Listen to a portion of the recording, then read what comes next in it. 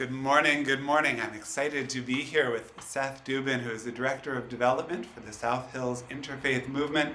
Seth, how are you doing this morning?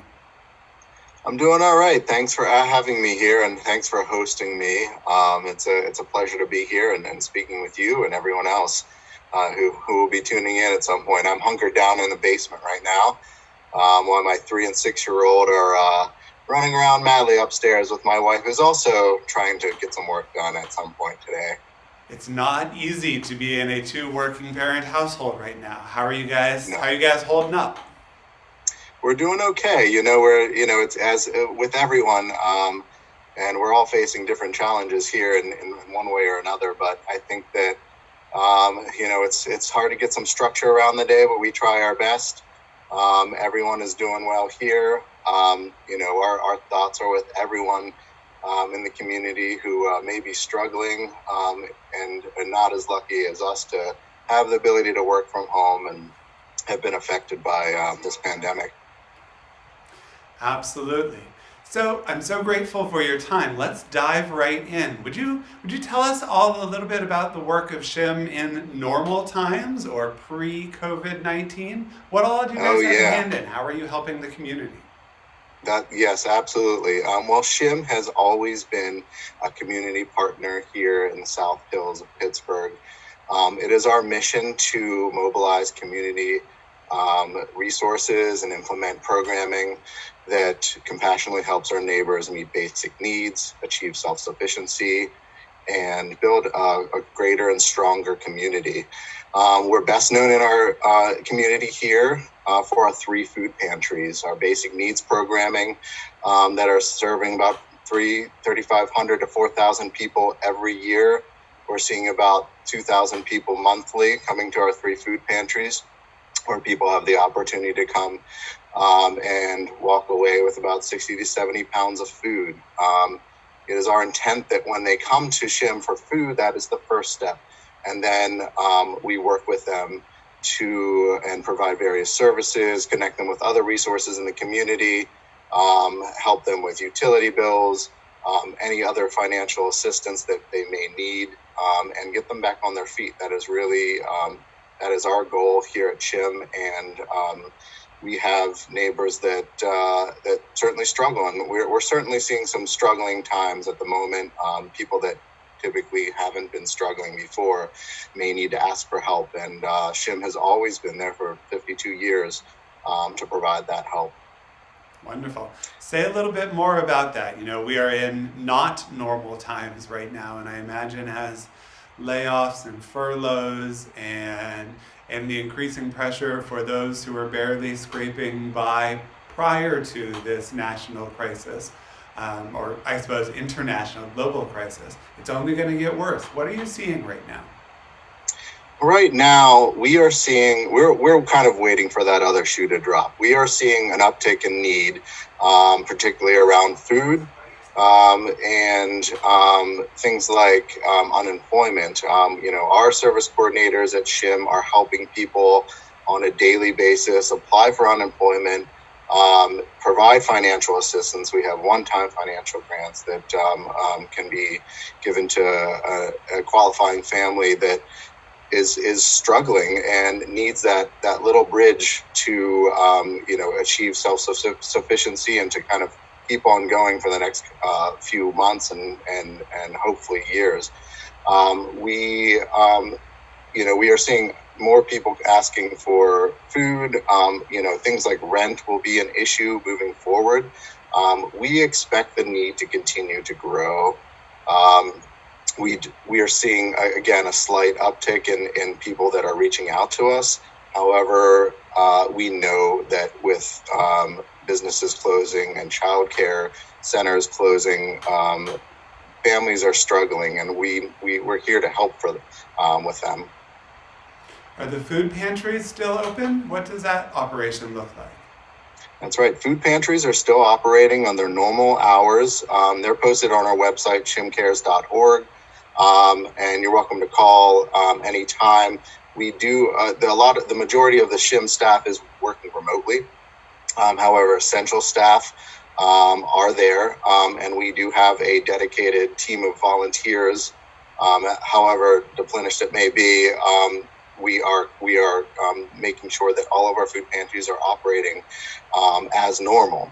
The only difference is we're making sure that everyone is safe and everyone is healthy. So we are ensuring that by prepackaging a lot of our boxes, while our pantries have normally been shop through pantries, we've kind of changed that model to ensure the safety of our families and individuals that are coming to the food pantry. So we're prepackaging boxes.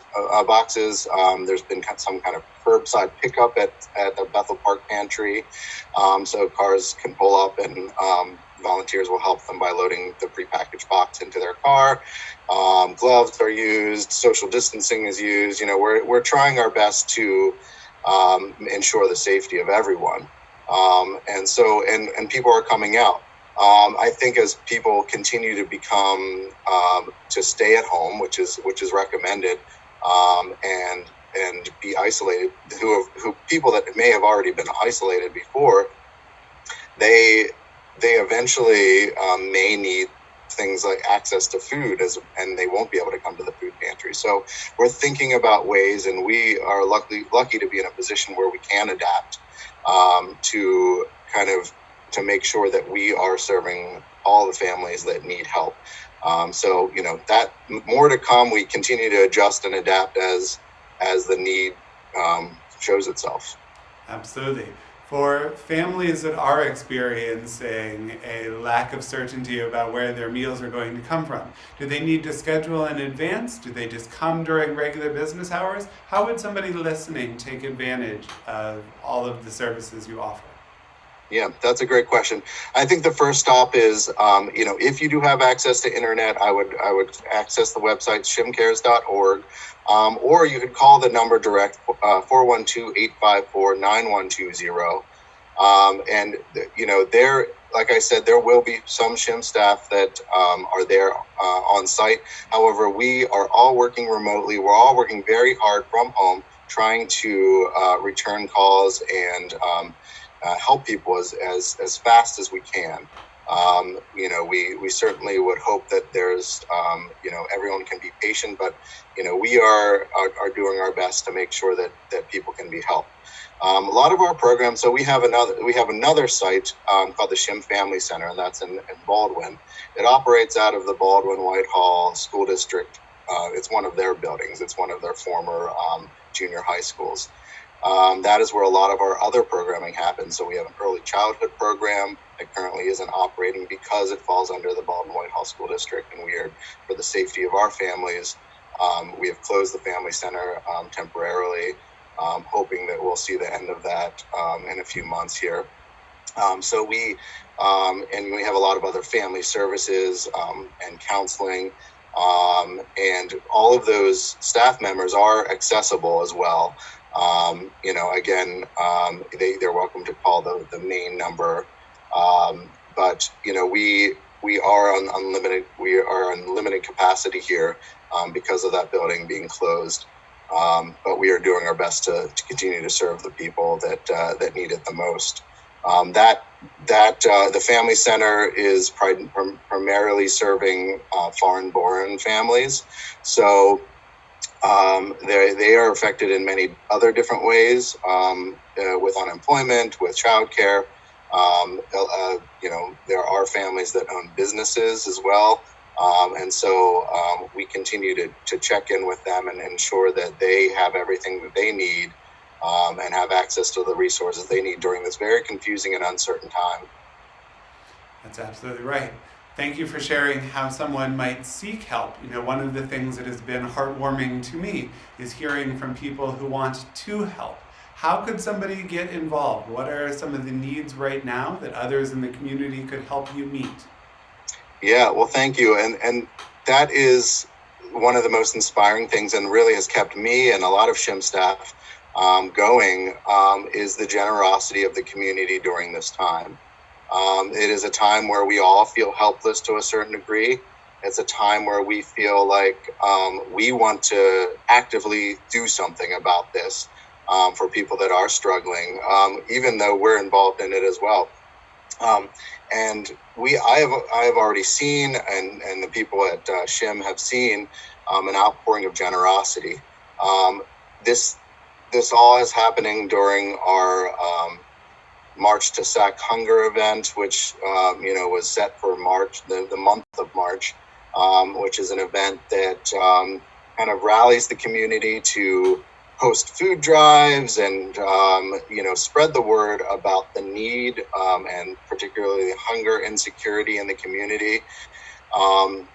And it we don't want, unfortunately, while we've received a lot of food donations, we don't want people going to neighbors' houses, collecting food, putting themselves at risk, and going into grocery stores. We want people to remain safe. We want people to, wait a little while until they continue to collect food. What we are hoping that people do, and that we've seen a lot of people do, is make donations online or host Facebook fundraisers. Those are all real easy things to do. We have guides on shimcares.org to instruct people on how to do that. Those dollars will go directly to SHIM and to the families that we're serving. And it will allow us to kind of make some flexible and adaptable amendments to our programs so that we're able to better serve people during this time. That is the safest, that is the most impactful way of giving at this point. Like I said, our volunteer force is, parts of it are at risk, and we are hoping that people can reach out, find out if there are volunteer opportunities, and there's a whole plethora of them that are typically available. But right now we're grounding a lot of our drivers to ensure their safety. Since our food pantries are running a little bit differently, we're trying to be conscious of the vulnerability of some of our volunteers, and so we're working at a smaller with a smaller volunteer force. That doesn't mean that we won't need people, and I hope that people can reach out by calling the main number mainly. There's also contact for our volunteer manager online on shimcares.org and clicking volunteer.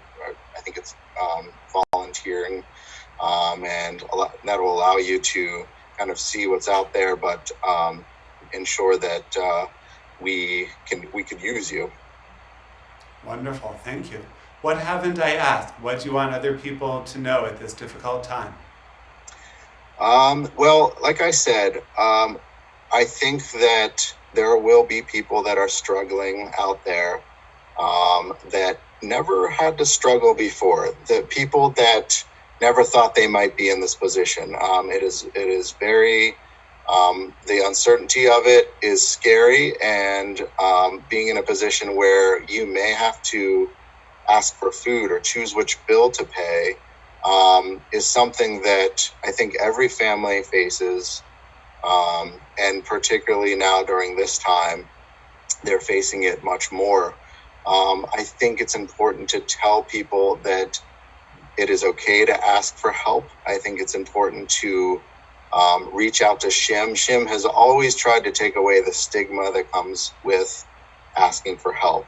And you'll see when you do contact SHIM, there is no judgment, and everyone is very respectful, and we understand that people come upon hard times, and it's okay to ask for help. Like I said, I